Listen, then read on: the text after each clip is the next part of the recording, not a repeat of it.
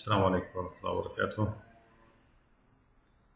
أهلا وسهلا بكم في مادة اختبار انظمة البرمجيات. الأسبوع هذا آخر أسبوع لنا دراسي، هناخد مراجعة للموضوعات المهمة اللي أخذناها خلال المادة.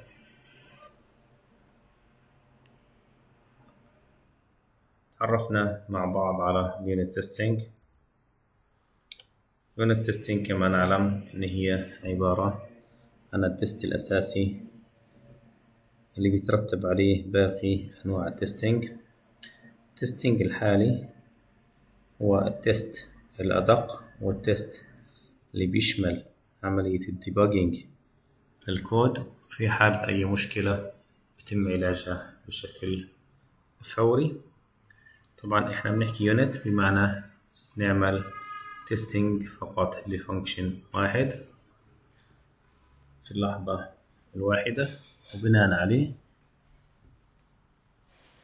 إذا كان مجموع الفانكشن تم إلى تيستينج بشكل صحيح، السيستم بشكل عام بيكون أقل عرضة إنه يكون فيه أخطاء.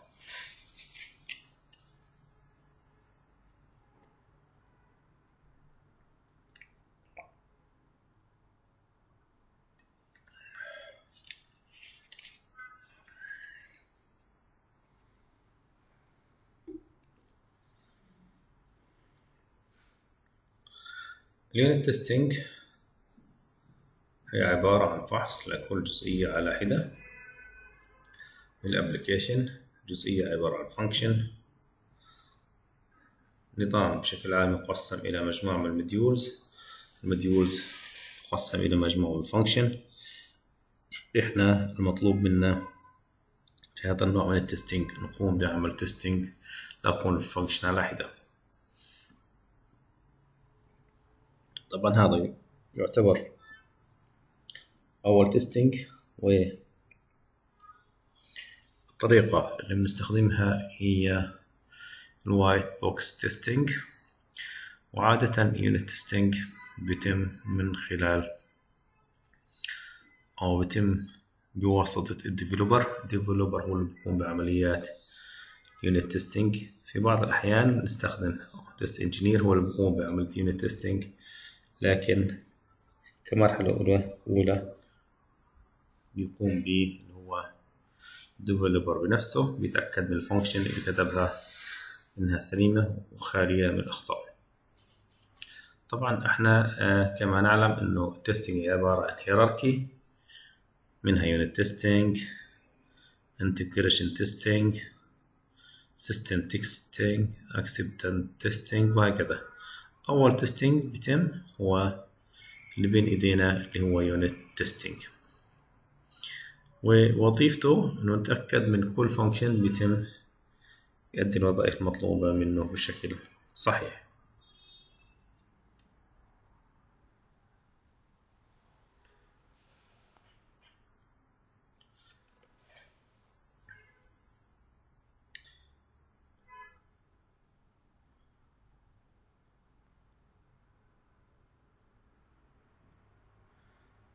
وزي ما احنا شايفين أمامنا على الشاشة، اليونت تيستينج بيتم أثناء عمليات development وليس بعد الانتهاء منها.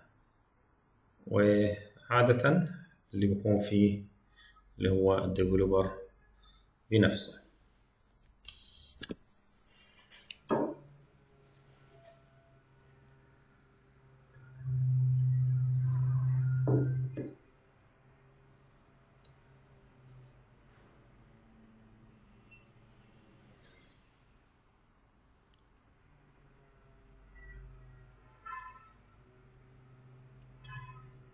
الهدف من اليونت تيستينج ليس عمل تيستينج للانتجريشن، وليس تيستينج للعلاقة ما بين الكومبوننتس أو الكودز ما بين بعضها أو الفانكشناليتي ما بين بعضها.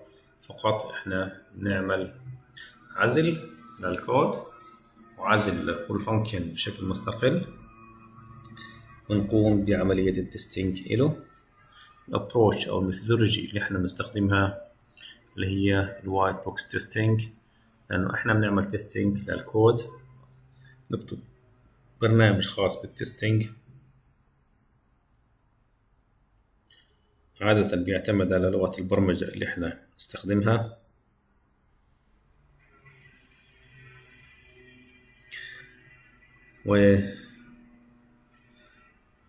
وبيتم بناء عليها التعديل في حالة وجود الأخطاء.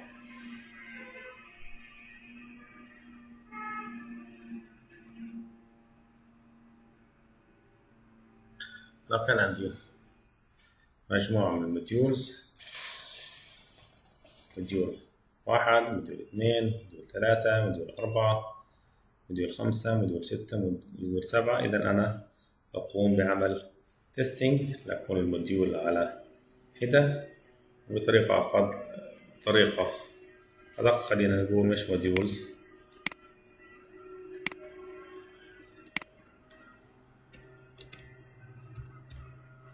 فانكشن 1،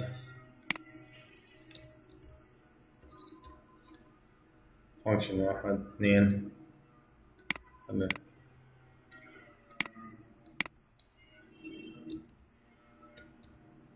فانكشن 3،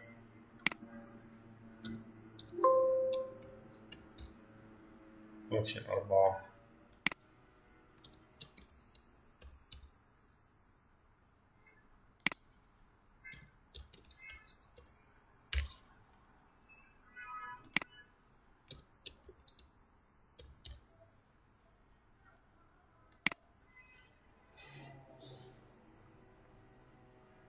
وهكذا. نقوم بعملية تيستينج لكل فانكشن على حدة من خلال اليونت تيستينج.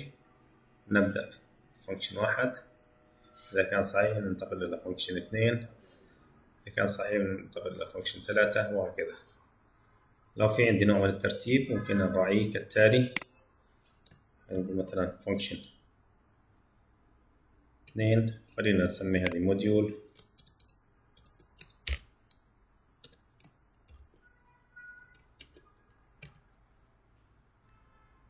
فانكشن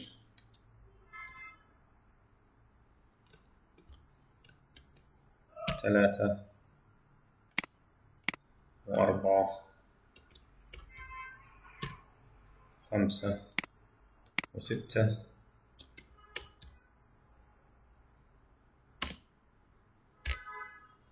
نسمي فانكشن ان، وكل هذه تشكل ما بينها اللي هو الموديول اللي احنا بنقوم بعملية التستنج له.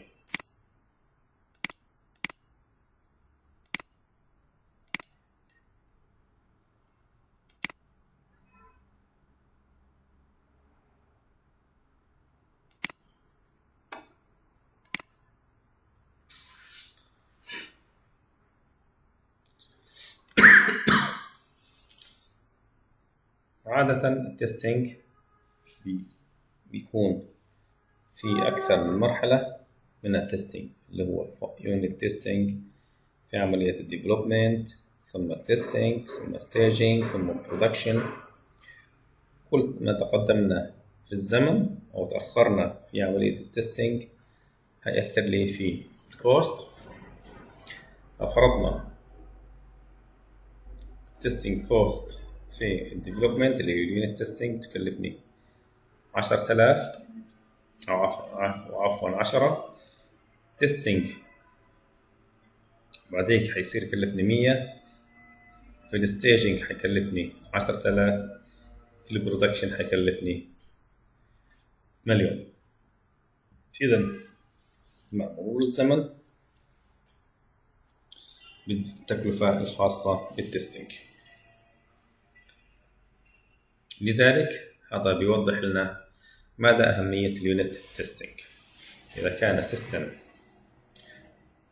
والتست في اليونت تيستينج هيكون عندنا التستينج في باقي المراحل أقل وتكلفة أقل. لكن إذا تجاوزنا وانتقلنا مباشرة إلى الستيج تيستينج وتجاهلنا اليونت تيستينج هتكون عندي سيستم يوجد فيه أخطاء، ويعني التعديل إلها هيكلفني مبالغ أكبر بكثير. لو نظرنا إلى اليونت تيستينج أو مانيوال مقارنة مع الأوتوماتيك، نلاحظ إنه المانيوال دائما بناء على التايم الكوست بتزيد بطريقة متساوية، كل ما تقدمنا في الزمن التكلفة في زيادة مستمرة.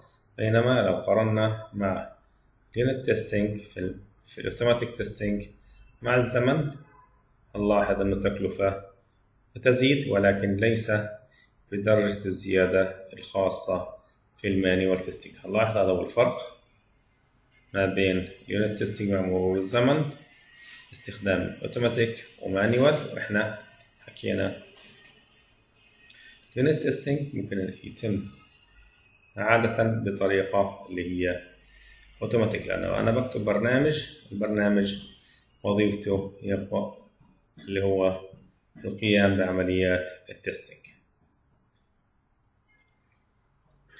مدى أهمية اليونت تيستينج؟ ليش إحنا بنعمل اليونت تيستينج؟ طبعا التيستينج كما نعلم أنه عبارة عن هيراركي، هيكلية. اليونت تيستينج يعتبر first level of testing، وعادة بيتم تنفيذه قبل integration والأنواع الأخرى زي system acceptance performance non-functionality testing. unit testing اللي هو الأول في عمليات التستينج. نستخدم module for testing process which reduce the dependency of waiting the unit testing framework. stub driver and mock object are used for assisting unit testing. نستخدم عادة في unit testing اللي هي بيانات وهمية لإجراء العمليات التستينج، لأنه بعد التستينج إحنا بدنا تيست كيس عشان نجرب عليها اللي هي الموديول اللي إحنا بنقوم بإنشائه أو الفانكشن بنقوم بإنشائه. لذلك أنا بستخدم fake أو mock objects اللي تعمل لي generation لداتا ليست حقيقية، أو بروح بعمل feeding لداتا تجريبية من عندي وليست يعني testing data زي اللي احنا نتعرف عليها أو اللي تعرفنا عليها من خلال التست كيس data.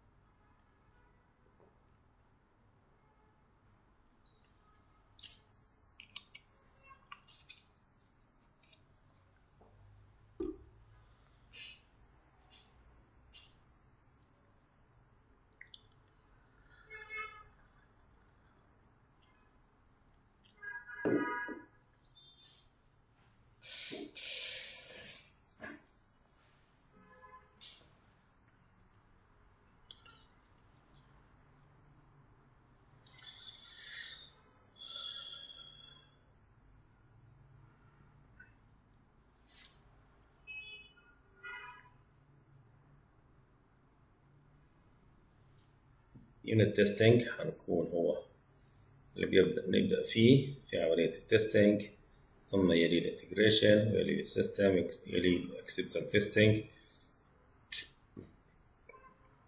نلاحظ أن اليونت تيستينج بياخد أكبر حيز من الوقت، ولكن كل ما نصعد إلى فوق تصير عندي تكلفة أعلى واكتشاف اللي هي الأخطاء بتكون أصعب من التستينج، لأنه مباشرة على الكود ومباشرة على اليوزر أو على الديفلوبر اللي هو أصلا كتب الكود. تكون عندي التايم في حل المشاكل بيكون أسرع والفهم أسهل للكود، وعملية الديباجينج بتتم بالطريقة المناسبة.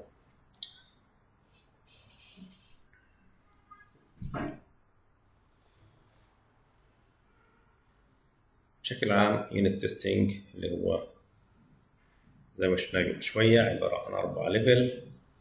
كمثال أول شيء نبدأ في اليونت تيستينج، ثم integration testing، ثم system testing، يلي acceptance testing. ولكن في بعض الأحيان due to time consumption software tester does minimal unit testing. By skipping of unit testing may lead to higher defect during integration testing. إذا تجاوزنا أو عملنا الحد الأدنى من unit testing تبدأ العمليات اللي هي إيجاد مشاكل كبيرة، defect كبير في integration testing، وكذلك system testing وباقي أنواع التستنج.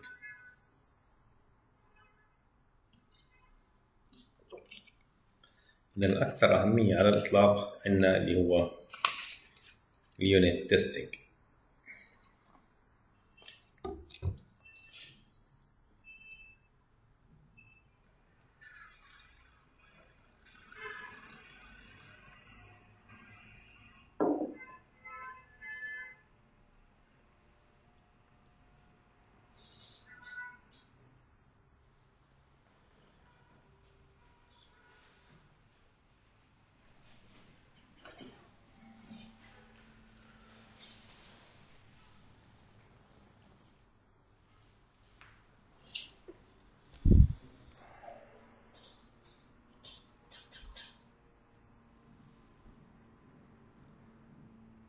الأسباب الجوهرية لليونت تيستنج ملخصة في التالي.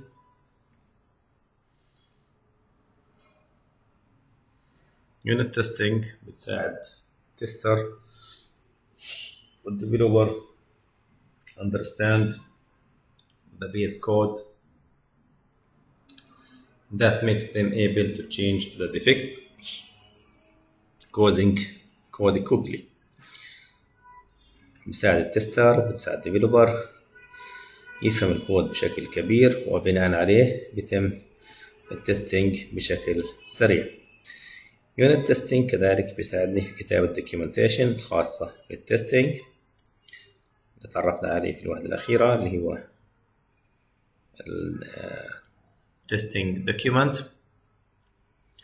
Unit testing fixed defect very early in the development phase. بيتم التصليح أو التعديل في مراحل مبكرة وهي development اللي هي deployment،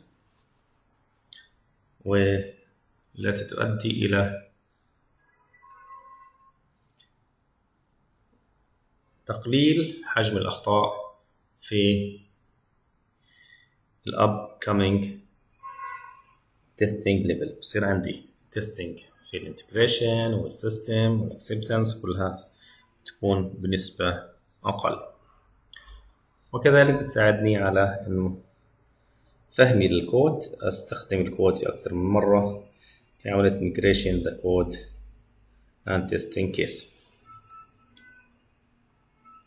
المثال بين ايدينا، كان في عندي أنا سيستم مكون من موديول 1 موديول 2 موديول 3. أنا في هذه الحالة كان التستنج بفحص موديول M1 على حدة، ثم M2 على حدة، ثم M3 على حدة.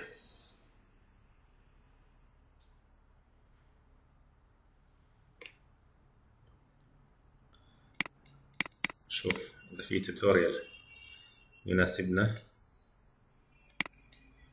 في يونت تيستنج.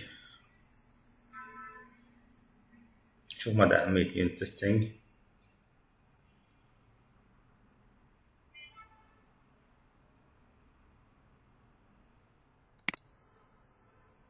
Hey, what's up guys? Welcome back to the channel. I hope you guys are having a nice day.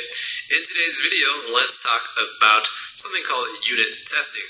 So a lot of you guys have been asking me, what does unit testing used for and how do we kind of apply it to our applications?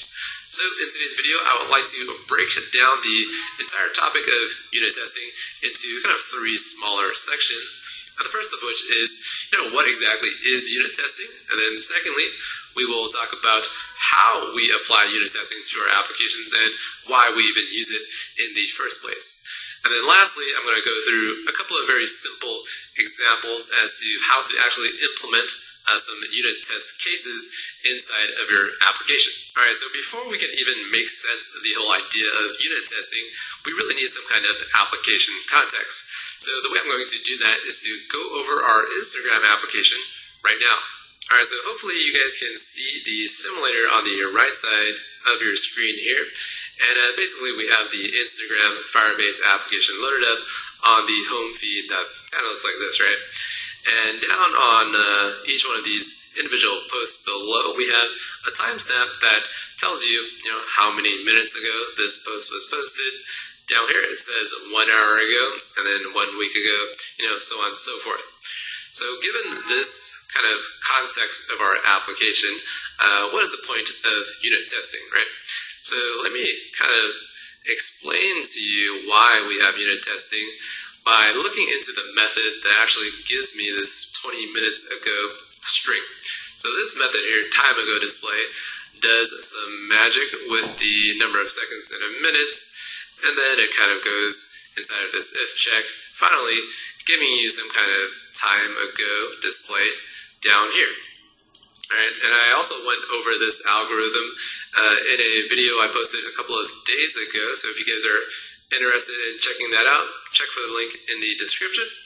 Anyhow, this is our method, and let's say someone, perhaps a junior developer, comes on board, joins the iOS team, and doesn't exactly know or understand the code base very well. And as a result, they go inside of here and change min to mim. So you can actually run this code and there's no warning, no compiler errors, because it's just a simple string change. So doing this causes your application to run, but instead of it saying mins ago, now it says mims ago. So I consider this a pretty embarrassing bit of code to present to your users, especially with misspellings. I find it to be very unprofessional, to say the least. So with unit testing, you can actually check for mistakes like this and to prevent them from your users ever seeing it. So how do we do that with unit testing? Well, if you set up your project with some kind of unit testing target, which I'll explain later, with this target comes a test case file, which is Instagram demo test right here. Inside of this test case, you have this little test time ago strings method, and if you run it right now, then it'll actually show a failure inside of the left side of the screen along with the line numbers. So this will actually flag with a X like that, and it tells you exactly what the problem is on the little display here, which says 5 mims ago is not equal to 5 mins ago. So with just this simple 3 lines of code and this test case, you can catch the potential problems that can occur due to junior developers not correctly modifying your code. So how does this work in the real software world is that through this process called continuous integration, every time someone commits new code to your code repository, you fire all of your tests, and if even one test fails, the entire team will get an email describing what exactly was changed and who made that change and who needs to go and fix it.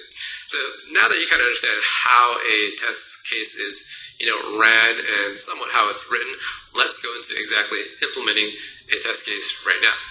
Okay, so moving on to how to actually integrate some very, very basic unit tests inside of your application. I have loaded up inside of Xcode a single view application that I just created.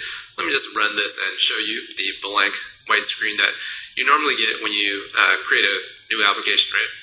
So this sample app here doesn't do very much, and it actually doesn't include a unit test target. So if you don't have that target, what you can do is to go into the project here. Down below you'll find the plus, and that will allow you to get this unit testing bundle. So unit test gives you that, double click, and then it gives you some kind of product name. Just hit finish, and on the left side here you get this target, and along with that on the Project Explorer you also get this test case file. So there's a lot of stuff in here. What I want to do to make this easier to follow is to just remove everything. Now with that kind of all set up properly, you can hit this little play button that occurs, or that shows up in this little diamond. It launches the application, and then somewhere down here that you can't see, it says test succeeded. Okay, so to write your very first test case, you have to just declare a new function and prefix it with the word of test. And this one I'll just call test hello world and end it like that with a bracket. And inside of this we can declare some kind of variable. I will call it hello world and let it be of type string, optional like that. Okay, so what I want to do is to kind of assert with XCT, assert nil, that hello world is actually nil. So this test case will actually pass because hello world will be nil when we instantiate it, and because we don't change it, it remains nil until line 16. So running that test gives us the green check mark, and what I can do now is to perhaps set hello world to an actual string that says hello world. So hello world like that. And then now that the string is an actual value, we can assert it to be some kind of string, assert equal, like so. And now we'll use the hello world variable. On the right side, we'll actually use the hello world string like that. Now, if you type in anything else that is not what it's supposed to be, it's not going to be equal. Hence, when you run the test now, it will flag this as a failed test. And then down below, once the test is finished running, it will actually give you a little log as to, the results of your tests. We have executed one test and one failure like that, and it kind of tells you what the actual test failure is. To fix this, you would go back here, remove the one, run the test again by clicking on the left area right here. You can also click on product and test to run all of your test cases if you want to do so. And now that the test is valid and everything checks out, we have the green check mark on the left. Okay, so this test case is a little bit contrived and doesn't do a whole lot, and we would now rather go into a real world test case where you have to actually test your application code itself. So what I mean is that, let's say for example, inside of somewhere in your project you have this extension. I'm going to create it down here, extension on an integer, and I want to, let's say perhaps, create some kind of easy way for me to calculate the square value of an integer. And inside of here, I'll just call it return self times self. So that's the square of, 2 equals 2 times 2 for the square value.